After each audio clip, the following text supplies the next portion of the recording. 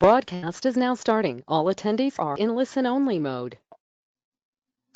Good morning, everybody, and thank you for joining us here today. We're excited to have you for this webinar entitled Top Moodle Plugins for Higher Education. We're gonna jump right into our content here today. We have a lot we want to get through and a lot of folks on the line, so we're going to get right in. I'm going to start with the agenda for today.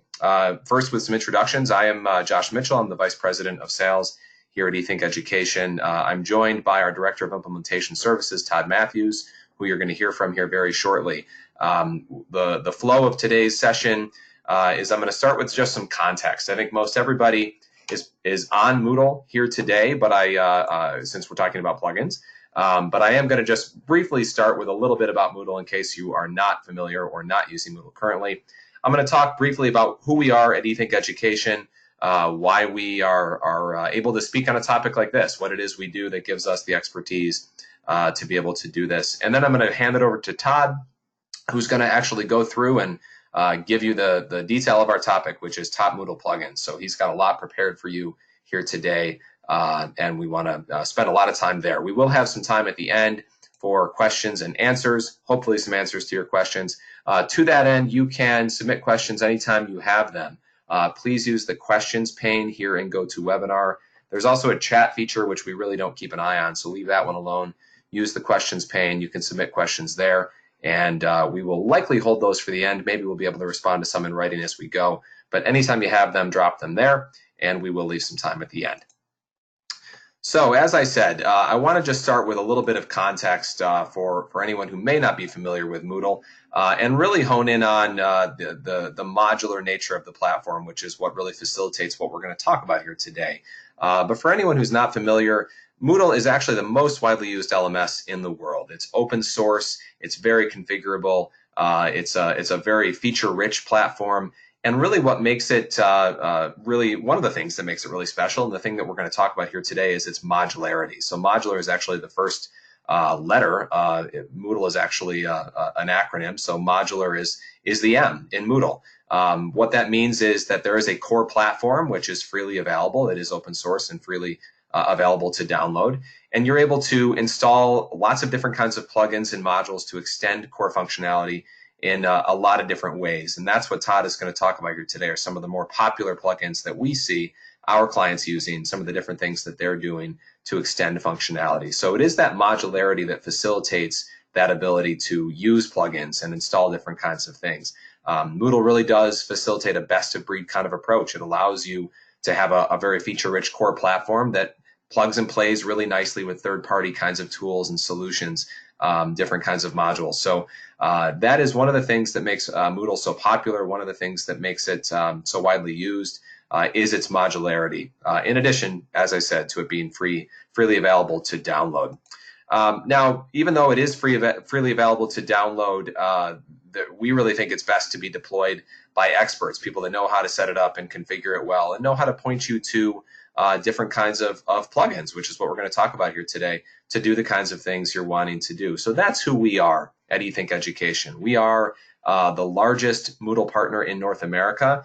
This photo down here in the lower right, actually, this is from earlier today. Going on right now in Barcelona is the first ever global Moodle Moot. So if you're not familiar, Moodle Moots are essentially user conferences, Moodle user conferences that happen all over the world. There was one in the United States in Philadelphia back in September. This is the first time there's been a global Moot going on right now in Barcelona. And so this picture was actually taken earlier today, where we were announced as the North American Partner of the Year. So that's our CEO there, the person on the right, Brian Carlson, with Juan Luca from Moodle. So we're really proud of that. And I think what that really demonstrates is the things that we're talking about here today. We have a lot of expertise. We are able to help our clients make the most of Moodle, and I think that is really what that award really corroborates, is that we're really good at what we do. So what we do is we fully manage Moodle for our clients. So what that means is everything on the back end of the software we really take care of for them. We obviously host and manage the hosting environment for our clients, but then we also do all of the back-end configuration We point them to different kinds of solutions that we think might work for them, plugins and modules, exactly what Todd's going to talk about today. Then we install and we configure those for them. We do a lot with integration. So for our higher education clients, we integrate with their student information systems. For our corporate and enterprise clients, there are a lot of different kinds of systems we integrate with, HRIS and ERP systems, etc. So those kinds of things we do for our clients. That's part of the fully managed model.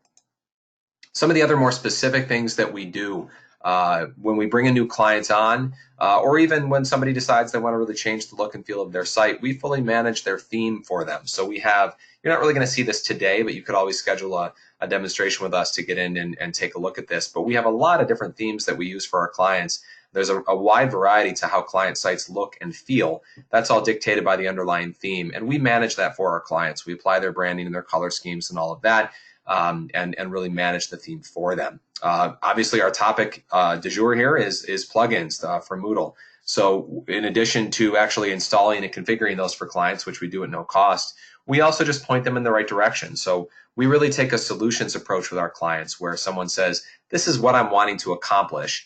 And we say, okay, well, here are some options for that. We take a very consultative approach to do that. And so often that means we identify plugins that they might want to consider using. And then when they decide, yes, I want to use that, we install and configure those for them.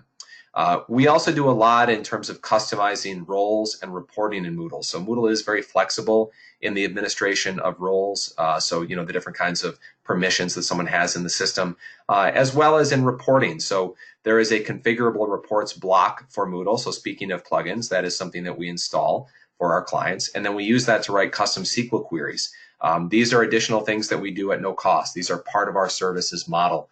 It's a very inclusive model that we have for our clients. So those are real value adds that really differentiate what we do vis-a-vis other Moodle providers. We do a lot of training for our clients as well. So we have asynchronous training courses that we give to all of our clients as part of our package at no additional cost. We do a lot of instructor-led training, in particular with new clients that are moving to us, that are either moving from another Moodle provider or perhaps deploying an LMS for the first time or moving from a different LMS. We do a lot of training to help their administrators know how to use the system. I just spoke about integration a little bit. That is a very core area of expertise for us. And then really, because we're talking about open source software here, I just alluded to the fact that we've had many clients that have moved to us from other Moodle providers or that had been self-hosting Moodle and moved to us. That's one of the things that using open source software really gives you the ability to do is you say, I really like this platform, but maybe I don't like how I'm currently deploying it. I'm tired of self-hosting it, or I'm using a provider, but they're not giving me the service that I want. You're able to move to another provider and not have to switch systems. You obviously can't do that with a closed source system. You buy that from a provider and that's your provider. But with open source Moodle, you have that ability. What that really makes it, what is incumbent upon us to do that is to take great care of our clients so that when they move here, they stay here because our clients do have the ability to go elsewhere. We have grown very rapidly in the last 5 years on the strength of the service that we provide and the difference in the service level that we provide versus others in the market. And again, we were just named the North American Partner of the Year for a reason, because we are doing a great job in that area. We've had a 99% retention rate over almost 12 years in business because of the quality of service that we provide. So just to give you a quick statistic, I think that shows that our average time to responding to support tickets when somebody submits one via our Zendesk system is under an hour. In fact, month after month after month, we publish well, we don't publish, but we draw those statistics out. We put them in little charts and we use them. I don't have it in this slide, but I have it elsewhere that shows the average per month, and it's consistently under 45 minutes for the last 6 months. So that means you're our customer. You need something done. Again, we fully manage Moodle, which means we do it for you on the back end. You don't have to do it yourself. You put in a ticket. We are responding to you in under an hour on average. And often about half of those tickets are resolved on the first touch. So depending on the complexity, sometimes it takes longer, obviously. But many of those we are taking care of for our customers very, very quickly. So it's that timeliness of response, that level of service that has made us so sticky with our clients and allows us to be able to say that we have the client retention rate that we do over the time that we've been in business. So that's, I think, what really makes us special. Just to give you some color around that, these are some real quotes from some of our clients. We on our Twitter account use the hashtag #EThinkLove when we get some of this feedback from clients, and I like to drop some of these in these kinds of presentations so that you can see what our actual customers are saying about us. So that is really what our approach is a very service heavy consultative approach, and as I said, part of that is advising clients on these are some things you might want to consider using that are going to make your system more robust, that are going to make your user experience better. And so to that end, we have our topic here today, which is top plugins for Moodle. And what I'm going to do now is I'm going to stop my share because Todd Matthews, again, who I'll reintroduce, is our Director of Implementation Services. He has a deck here prepared to show you a variety of Moodle plugins that are popular among our clients and that we like. So Todd, I think you should have control. Or actually, let me make sure. I'll make you the presenter. I may have to grab that from you. There we go. Perfect. So you can go ahead and launch, and I'll confirm for you once I see it. All right. Hopefully that should be coming through for you. There it is. Yep, I see it now. So you're good to go. So Todd, take it away. Awesome. Thank you, Josh. And again, I just wanted to start by saying thanks for everyone for being able to jump on today. I know mid-morning on Tuesday is always a fun time, so I really appreciate y'all being able to be here. And hopefully we'll be able to come away with some good information about the plugin world within Moodle, specifically in the higher ed sector. As Josh kind of said there to start things out, we're going to be covering a wide swath of some of our most widely used plugins. And we're going to kind of take the approach today of starting from the site level and work our way down to a more granular approach. So we'll take a look at some things like site branding, build into those actual site tools, ways that we can help manage the users from a higher level. And from there, we'll dive down into the course tools and content providers and start taking a look at those actual activities within the courses. And then put that all together and take a quick look at gamification and adaptive learning, ways that we can help make some of this content more engaging, ways that we can help drive in some new learning styles, and really just kind of try and cover all of our bases here as we start building out the Moodle site. As Josh said, the M in Moodle does stand for modular. So we're really going to be talking quite a bit today about those plugins. I did want to make the initial note that most of the plugins we will be showing today are free, completely open, and there for use. Some do require some licensing fees, and if you have any questions about those, please feel free to throw that in the chat down there. In the questions section, we can get some topics answered. But the thing I did want to focus in on is that, as Josh said, Moodle has an incredibly powerful and immense community that shares the workload of these plugin creations. Now, if we take a quick look, we're seeing actually over 1,600 plugins that are available for Moodle sites right now. Those are contributed by over 900 developers. So we're seeing that this Moodle community comes together from not only the developer side, the instructional design side, the end user support side, to help build these ideas together. But then they contribute these back freely in ways that we can help increase our site and make sure that we're getting the most out of our Moodle LMS. So from there, we can go ahead and jump right on in today. And as I said, we will start with some site branding. For those of you that are familiar with some of my PowerPoints, I do apologize. I will have a couple of slides here that have just a lot of text on them. These are mainly for your help at the end, being able to then have these links, have this information ready for you. But we will dive in further with the individual topics here. But first, I want to start with talking about that site branding. And as I said, that doesn't necessarily fall directly and only to the site level theme, but it does allow for some additional course branding as well, ways that we can help make really cohesive and free-flowing courses that help match each other for our English departments, our science departments. We have an honors college, ways that we can help make those courses look and feel similar across the board. So we'll take a start with some of the site themes here. For those of you that have worked with us in the past or have chats with us, you might be familiar with these two plugins, Fordson and Lambda. Fordson is an amazing theme out there. It's actually a child theme of Boost. So it's going to have that same look and feel, a lot of the same functionality. It is built by a part of the Moodle community, a member, Chris Kinneberg, who has done some great things to get that all set up. And you'll really notice a lot, like I said, of the same functionality as Boost. So it's not going to be a huge change for your users. You're going to be able to actually still have that same Moodle feel. It just adds some additional features such as those custom buttons, some marketing tiles if you want to start driving users into specific areas. Say you've got a new freshman orientation course that all users must take. That would be a great way to help catch users' attention the first time that they're on the site. They could see that information. Maybe there's a campus event that's happening. You could, post that in there as well and help draw some users into that and just help do that in an eye-catching way.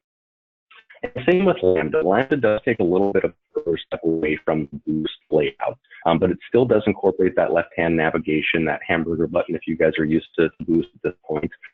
So it does still retain a lot of the overall look and feel. It really kind of brings things into more of a Web 2.0 feel. Really has some nice design functionality as sliders, relaxing backgrounds, the ability to add those marketing tiles as well, and really just has some nice functionality across the board.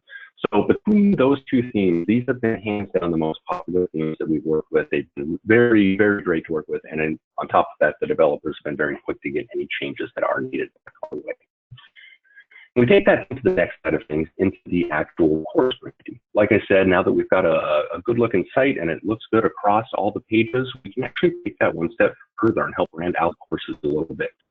So we can use things like tiles or grid, where we can start making out these actual driven course formats for our users, where we can actually show the content that they need to focus in on, make sure that they are actually reading what they're supposed to be, and not focusing on, if you're using that what they used to call the scroll of death, where it would be 16 scrolls to get you to the bottom of a course, and you'd have all the content and just a list of things you needed to do. So this helps break it down a little more and makes it more manageable for those end users to be able to take the learning in bite-sized chunks. Same with the buttons format. You'll see there on the bottom left that it does a lot of that functionality to kind of build out that overall topic layouts and then focus users into those individual topics. Incredibly useful when you have a very intensive course that has a lot of different sections. Can be very daunting for those users as they first jump in. So a great way to be able to help take this the next step and make those users feel comfortable as they start working with your site and your courses for the first time. So from there, now that we've got our site looking okay, we need to start making sure that it's going to function okay. We want to start adding in some of those modular pieces that we can. So course proctoring, making sure that students are who they say they are when they're taking their online quizzes. Some video conferencing, making sure that users are able to interact remotely. If you're like me and grew up in Montana, some days there would be 3 feet of snow out there and you couldn't make it into class. So these are those days, types of things where we can start bringing in that distance learning and help bring in other learning styles to incorporate everybody within our campus. We'll take a little bit further look at some general site functionality, some things that are useful for being able to help kind of just manage the site in the long run. And last but not least on this topic, the reporting, being able to make sure that, yes, we're doing all these cool new things, but what is the end result? What is that return on investment? How can we show this back to our stakeholders and show them that these items and that these products and these tools are useful for our end users? So we'll take a quick journey into the course proctoring side of things. Proctorial and ProctorU are two e-think partners that put out an amazing product.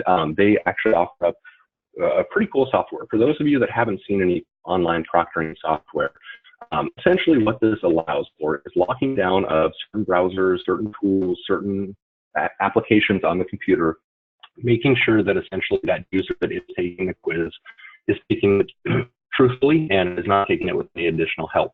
As we see here with ProctorU, you can even incorporate things like facial recognition, so we can ensure that the user that is taking the quiz in front of their computer is truly the user. I will admit I am not a science-minded person, and my roommate was a bio grad, and so there were many times I was tempted to ask Jack if he would help sit in for some of my tests there. So things like this would absolutely not fly in today's world. So we get to see these ways that we can really help monitor our students and make sure that they're getting the most out of this online learning program and truly actually taking away the education that they're supposed to. So it's really incredible to see what can be done with these online tools nowadays. The other side of things is the video conferencing, being able to engage with your users really before the quiz, making sure that we have that information ready for them. I've included a few here, BigBlueButton Zoom and Moodle. And while Moodle itself, I would say, is not truly a video conferencing software, I feel like it belongs on this page as it does allow to work as a media plugin. You can record audio, video, anything you'd like within any HTML editor on the Moodle site. So So this is really great for being able to give feedback for grading, give some interaction in forum posts if the instructor wants to add a little, favor to their reply there and let the student know, take a look at something. On top of that, we can use tools like BigBlueButton and Zoom, where we have that fully interactive conference meeting session online. Again, this is incredibly helpful for those distance learning users, the ones that are too far away to get to school or unable to get to those campuses.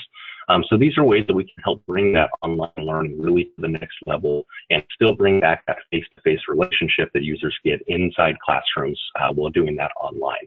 So BigBlueButton and Zoom are great tools in that sense. BigBlueButton, if you haven't had a chance to use it, has some incredible functionality, and they just actually switched over to their HTML5 version of the tool, and it's amazing. I will say it to anyone who will ask. And so if you have any questions on that one, we can definitely put you in contact. Some great notes from the developer there, and Moodle as well really has some cool functionality, like I said, being able to interact with the users, not necessarily in a live manner, but being able to give that live feedback and interactions through the recorded video.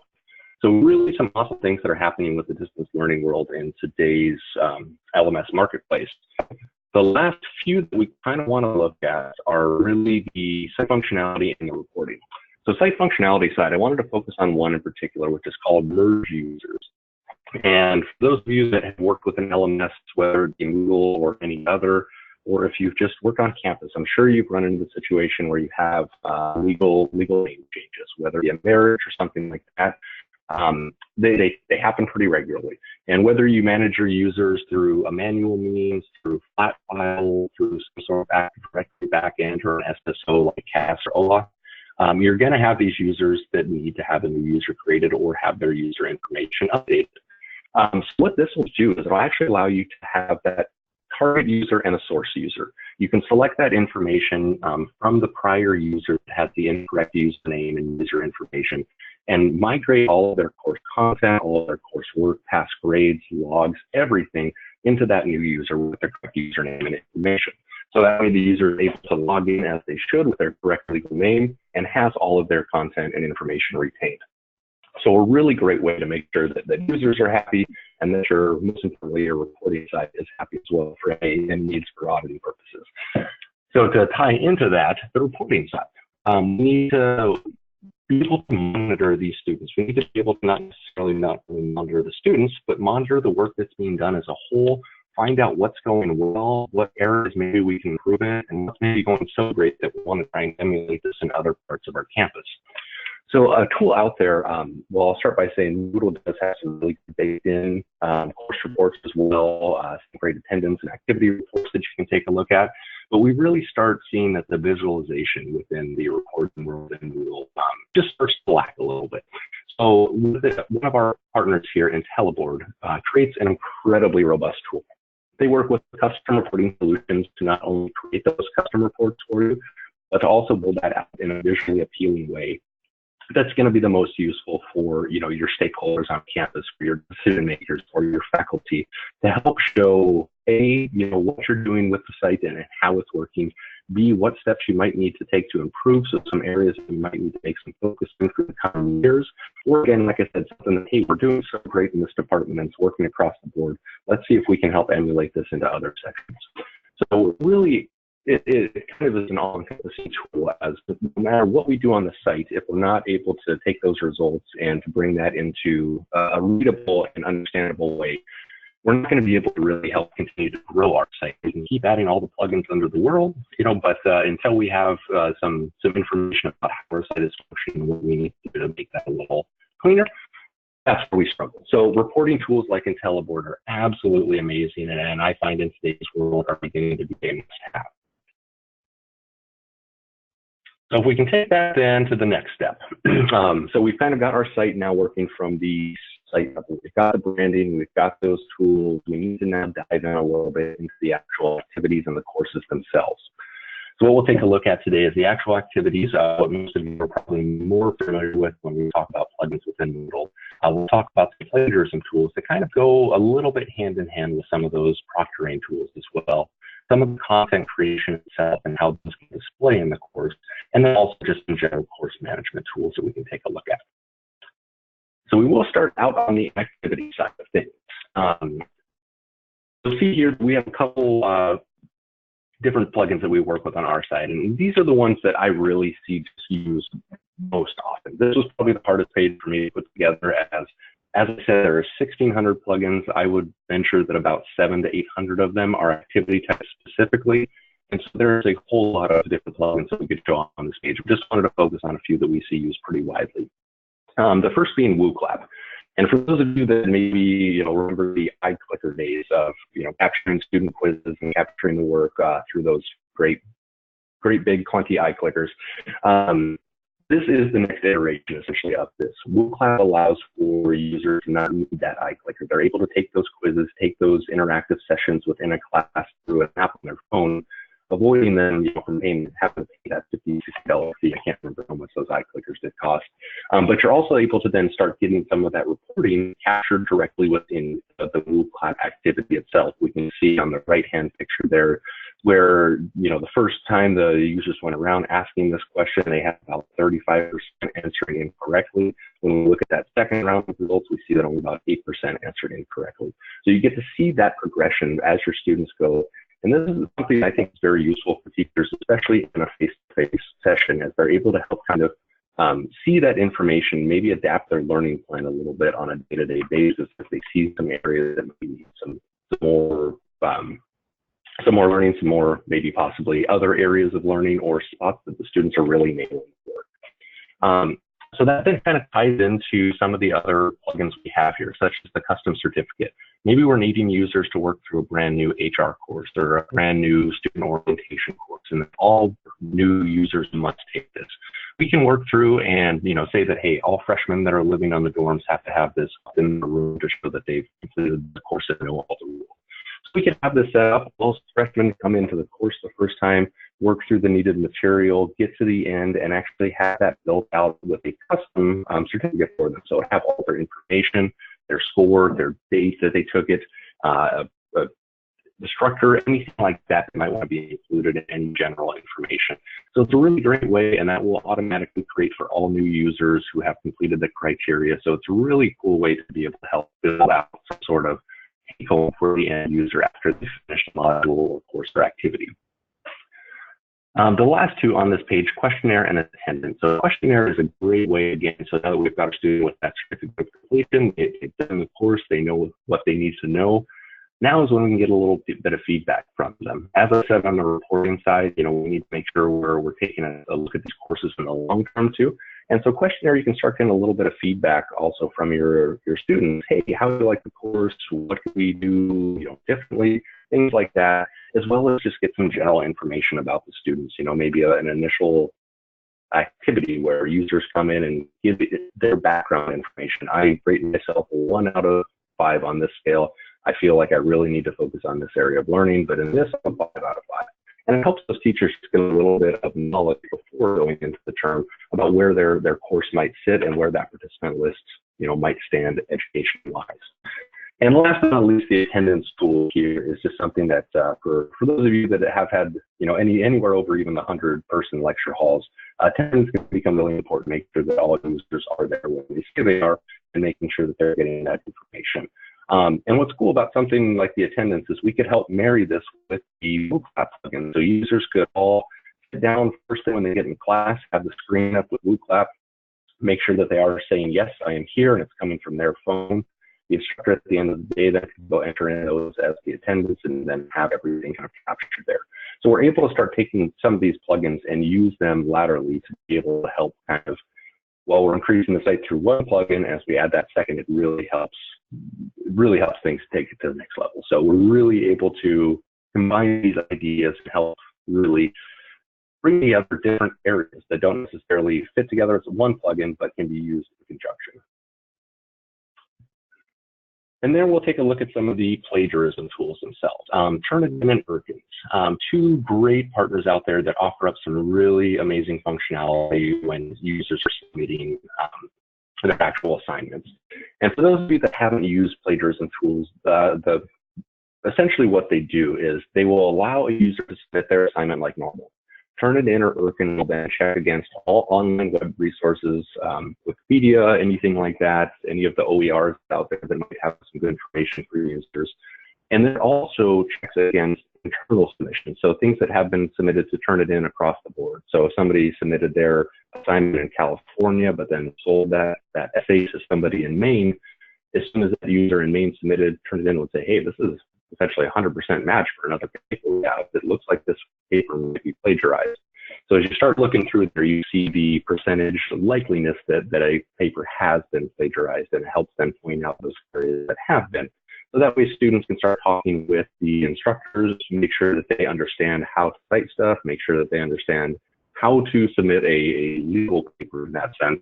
And the cool thing about Irkin too is that it does actually send out some early retention stuff for the students, so we can see that they can show, they get to see their plagiarism before actually submitting. So if they upload that assignment and say, wow, I need to redo my assignment here, maybe definitely need to get some sources listed a little bit better, gives them that opportunity before even bringing in a teacher. So it offers them up that option to help direct their own learning and fix those mistakes before they are passed into an instructor. The next up is the content side, and I'll probably spend a little bit of time on this one, as H5P, for those of you that have been on any of our webinars or around the Moodle forums at all, have probably seen this, I won't say word, these letters and numbers thrown around like crazy. H5P is quickly becoming the most popular plugin in the Moodle marketplace, and rightfully so. It offers up a lot of functionality. I kind of call it, I guess it's a pluginception. It's a plugin within a plugin here. What we actually do is once we get that H5P tool installed on the site, then in the bottom right picture, you'll see there that when you're adding an activity, you actually get different types of content choices, from multiple choice, fill in the blanks, interactive videos, to matching drag and drop pictures, things like that. So you really get a lot of functionality all within one tool. And what's cool about this is it really kind of changes up just the what I call the old approach to learning, which was, look through, go to a lecture, read the chapter after, take a quiz in class the next day. Where now we can kind of build out some interactive videos and have, students watching a video, learning some information, and then have those knowledge checks intermittently through the video itself to be able to help capture some of their knowledge, making sure that everyone is on board, making sure that they're answering the information correctly. And if they're doing well, awesome, it continues along. If they get an incorrect answer, maybe it loops them back to a prior point in the video where this information was shown. So a really, really, really powerful tool, and is starting to be used, like I said. I would say probably about 75 to 80% of our clients are currently using this in some way or shape or form, and will not be shocked to see that number keep growing up to 95, 100% here as this continues to build out. Cool news with H5P as well is they are actually building to incorporate themselves into core Moodle. Moodle HQ has been really impressed with the H5P tool and has built in some new grade functionality, so we can actually have direct grading from those interactive videos right in the system. So more things and greater things to come as HQ continues to work with H5P and as H5P continues to grow.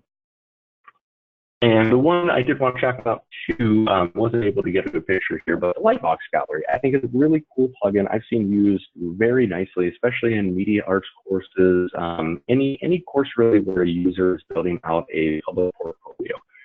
This allows the users to kind of build out that portfolio of sorts and have all their images, all their work that they've done throughout the term in one single source.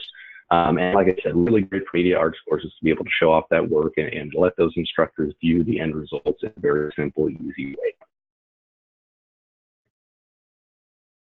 From there, we'll talk quickly just about some course tools, about Quickmail and re-engagement. And so these are some ways we can kind of help interact and manage and message some of our users in the course. For those of you that have been on Moodle before, you've probably seen Quickmail. It's one of those out there that's fairly ubiquitous across all sites. It's really one of those kind of key pieces of functionality that everyone utilizes. And what it allows you to do is to send messages either to an entire course, individual users, or specific users that you pick, or even groups that you pick from that have been pre-created in the course. So it's more of a manual-driven process to message those users. Say you've got a test coming up on Friday. You want to make sure that everyone's aware and that they're all in class. You send out a message, say, hey, please be here on time on Friday. We've got our test. Great. The Quickmail option will work great. You can send that mass message and everyone receives the notes. What was cool about re-engagement is that it's a more automated process. So you could have, say you've got that same quiz on Friday, but it's online, and you open that up 2 weeks ago. You don't want to send a message out today to everyone to say, hey, make sure you take your quiz by Friday, because you're taking a look and you notice that there's already about half the course that's taken that quiz. So you don't want to have to search through and pick out those individual half of the users to send a message. So what we can utilize is re-engagement. And what that says, if you're at the weak point in the quiz and you haven't taken it, you are going to get this message that says, hey, you should probably take a look, just to let you know there's only a week left for you to submit this quiz. All users that have already submitted by that point would be ignored from the email. So they wouldn't be getting involved by it. We wouldn't be pestering them. They're already ahead of the game. So it really offers up, like I said, a much more automated and streamlined way to be able to help specify some of that messaging and who it goes out to. So we just kind of take a look between those two, the Quickmail and re-engagement of the more manual versus more of an automated process to help engage and message those users. All right. I might need a quick coffee sip here, 1 second. I realize I've been chatting straight here for a good little chunk, but really appreciate it. We're getting here to the end. What we wanted to talk about here, now that we actually have our site, we've got it branded, we've got our tools, we've got our course tools, we need to actually get some content into those course tools and activities. So we can take a look at some content providers out there that work not only with Moodle, but across the internet as well. And so some of those OERs, Open Educational Resources, Khan Academy, Lumen Learning, MIT's OpenCourseWare, Stanford's Online Learning System are really some powerful tools that are out there. I remember when these were first being introduced to the world, and was just absolutely blown away that I was making my monthly payment for student loans and seeing this world-class education being provided out here to the internet for free. And we've seen that do nothing but do good things over the years. Khan Academy, Lumen Learning, MIT have all continued to grow and offer open source material and open educational resources to the greater good. And while those the content itself can often be really close to what you need, I will say after working through a lot of those that I often have to supplement that information. I have to grab some outside material to help fill in and really point users towards our specific curriculum on what we're wanting them to learn. So while that content is there and we don't have to reinvent the wheel for the basis, it is a great way to kind of start as a jumping off point and to build that base content with the OER and have that ready for you, but then really specify your individual learning plans for your users and make sure that your curriculum matches up at the course level. If we can take that one step further, we do have a few off-the-shelf content providers there. Go1 and Open Sesame, and we'll dive into those a little bit further there and how we can bring those into Moodle itself. The big thing, I guess, the takeaway between the OERs and off-the-shelf content is the OERs are essentially going to still live within their own system. You're going to be linking back to those tools. Khan Academy, unfortunately, doesn't have a Moodle plugin or Moodle API yet. Whereas the off-the-shelf content providers like Go1 and Open Sesame, those tools and those courses and the content will actually live directly within your Moodle site itself. So making it a little more cohesive for students, making it so they're not jumping around to 10 different sites to complete their assignment. So as we take a look at some of those OERs, as I said, I think the biggest thing to note here is that these will end up living in their own environment. So you will be familiar with the Khan Academy dashboard, with the Lumen Learning dashboard. And so that's really the big thing I want to point out there is that while this content is great, these do definitely live outside of Moodle itself. And like I said, can sometimes require a little bit of supplemental course content creation on your side to help finalize the overall learning plan. But if we take a look at some of the off-the-shelf, like Go1 and Open Sesame, we really see that, again, this will live natively within your Moodle site here. These courses all live within Moodle. If we see our Lambda theme coming back up again here. But this information is all encompassing and builds in directly to your site. So there's a site level plugin integration that pulls across the information. And then when you're at the course level, you're adding an activity and searching through that online course catalog to bring that content directly into your Moodle site to function, almost similar to a SCORM in that sense. So really a great way. Like I said, there's no need to reinvent the wheel oftentimes, as we have our instructional designers and our instructors that are already spread pretty thin, making sure that they have the best content out there and making sure that they're approaching their course in the best way. So this really helps make sure that they can spend their time where they need to and not have to, like I said, reinvent that wheel and recreate content that has already been recreated. So from there, I will kick things on over into the kind of fun, interactive last topic we'll chat about here, which is gamification and adaptive learning. Again, I've mentioned this a few times, but if you've been in the LMS world, you've probably heard of gamification at this point. It is the new hot, fun buzzword that everyone's talking about. And in essence, it's a way to help make your courses more engaging. It's not to say that, you know, you have to have a quote unquote game to play, but it's the gamification side of it where it's making those courses, it gives a little bit extra or extrinsic, I guess, motivation to make sure that you're completing for something. Whereas the adaptive learning really helps you drive your own self-paced learning, more of the intrinsic side. What do I want to learn? Where do I want to go? What type of information do I want to really dive into here? So we'll take a look at these two topics and take a look at some of those changes there. The gamification side, like I said, although it's not, doesn't have to be, you know, very gamey, there are some really cool games out there. Things like Quiz Venture, where you're actually playing a very old Galaga style shoot 'em, you know, flying through space game, where the questions posed to you there. If you've seen the picture, what is bigger, an atom or a fish? And the user is supposed to shoot the correct answer. So in this case, an atom, or a bigger, sorry, a fish. And so at that point, say the user actually tried to select and say that an atom was the correct answer, that would actually shoot back at them and they can lose a life. And so it's a really fun way to let users interact. You can actually bring in multiple users at once into this, so they're working against each other in these quizzes, and a really fun way just to kind of make learning fun again. I think we can all look back at some of those courses and, you know, we all have the read something, listen to something, do something, but we can also take a look back at some of those instructors that went outside of the box a little bit, and some of those that started incorporating new fun ideas. And I think we can all say that those are the classes we will remember, and that's the information we will retain. And so this is a way that you can help incorporate things like that. Level up in the rankings blocks as well really helps with that extrinsic motivation there as well, as the users are moving towards something. They're completing a quiz and they're getting that activity done. They're getting enough experience points to level up to number 2. Or, you know, they completed 3 quizzes in a row and they got 100%, and that's an experience points bonus, and now all the way up to level 6. And I've actually seen some instructors do some really cool things here where they can take that a step further and say, all right, if you're level 5, you get 5%, you know, extra points on this upcoming quiz here. So make sure you're level 5 before the 3rd week, so that way you can take advantage of it. So some really cool things that can be incorporated in here with that gamification side. And if we flip things over to the adaptive learning, this is where, again, it allows that user to make their own driven choices. So the group choices, one in particular that I do want to talk about, this was something I got to really dive hands in with in the last UK Mood over in Manchester this last spring. And Mary Coach from the HQ development team really put together an awesome example of ways that group choice can be used. Say, you know, you've got a new user coming into the university and you want to kind of start them on their path and see, A, how much they've done over the summer to learn about your university, or maybe about your course in particular. And so you can kind of take them through and they get to choose, hey, I'm a pro, I know everything about it. Next option, maybe I studied a little bit, but I need to learn a little bit more. I think I'd like to dive into this, or I don't know anything about this at all.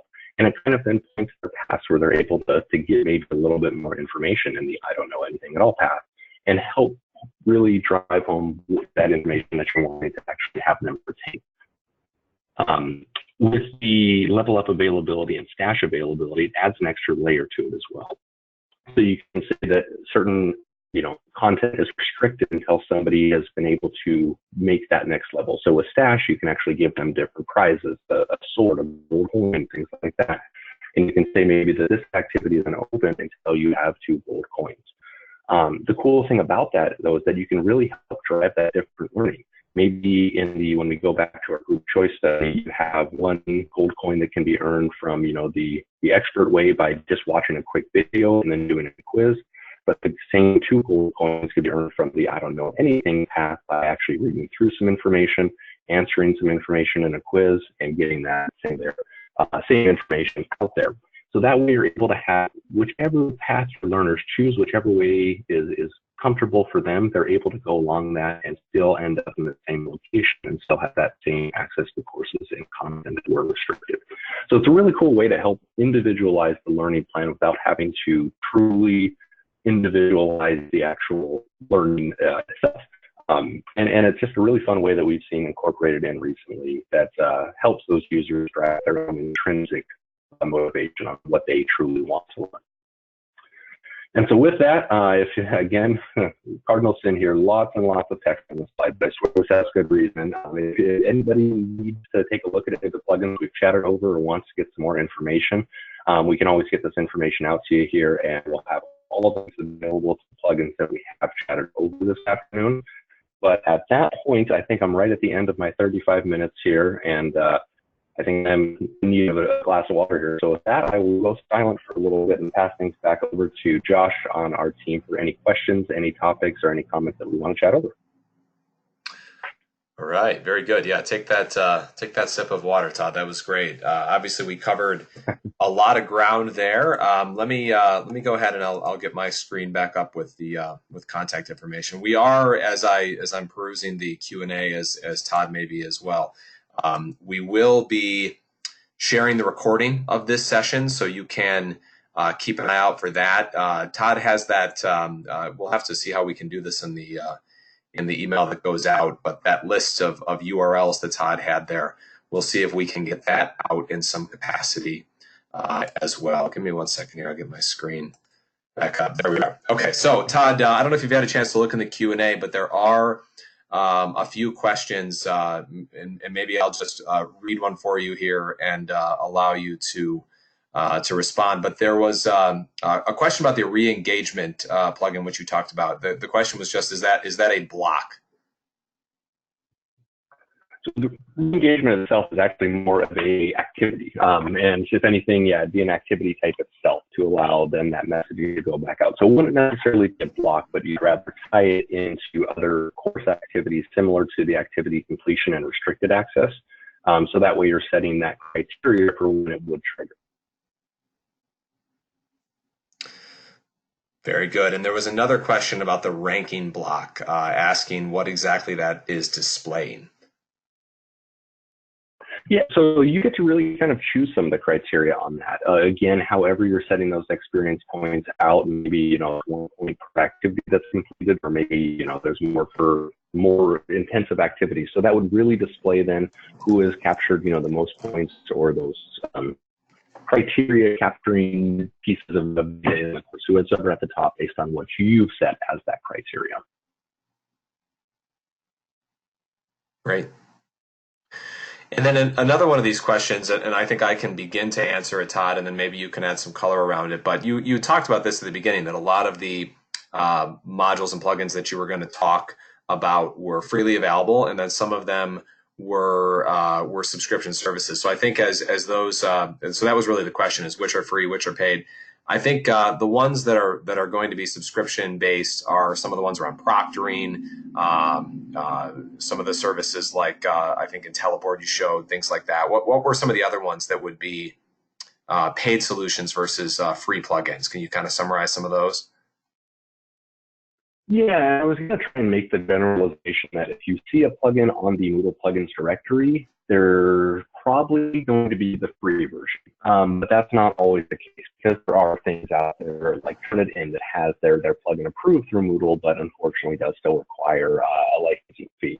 But Josh is right on point there. Those things that are more of the, I'd say, interactive tools, the proctoring, the look back through here, the proctoring, some of the the WooClap side of things, where that integration focuses in on being outside of the system but bringing the information back in. Let's take a look back through there. Yeah, really those would be kind of the bigger ones. Video conferencing, proctoring, and plagiarism tools, I'd say, would probably be the 3 big that would have some fees associated with it. But look back through that list, I think every other section is completely free. Great. Yeah, and there are a bunch of questions around that list of URLs. So we'll have to we'll talk to our marketing team here about how we get that up and out. Maybe we'll put it on a website or something like that. But one way or another, we'll get that out. I know a lot of you are really interested in that. Let's see. I think that a lot of the questions were around similar topics, so I don't see a whole lot else here that was unique that we haven't talked through yet. But what I'll say is that if you're an eThink client, then obviously you can put in a support ticket if you're interested in something, and we can get that set up for you, or make an introduction as the case may be. So you can always do that. If you're not an eThink client, then my contact information is here on the screen. Feel free to reach out. We'll be glad to schedule a time to do an individualized demo for you. Talk about, what does it look like to move to eThink. As I talked about at the top, we've had really explosive growth here over the last 5 years. Many of our new clients coming from having been self-hosted or from other Moodle providers. So I think you've got a great feel here today for the level of expertise that our team has. Todd is in the trenches every day working with new clients to implement their sites and to incorporate tools like what you saw here today. So this is really what we like to do, is guide clients, consult with clients toward making the most of what they do in Moodle. So Todd, any other final words that you might want to add? I don't think anything else from my side today. I just, again, really appreciate all the great questions and feedback here. And as Josh noted, those questions come in from the eThink clients. We're ready to answer them, and Josh will be ready to help with any new prospects ready to start the process of making the way over to eThink. So again, just a big thanks to everyone, and hope you all have a great rest of the afternoon. All right, and thank you, Todd, for the great presentation here today, and thank you all for attending. Take a look for this recording here soon, and we look forward to interacting with all of you off the line and on future webinars. So everybody have a great rest of your day, and we will be in touch. Take care. Thanks. Bye.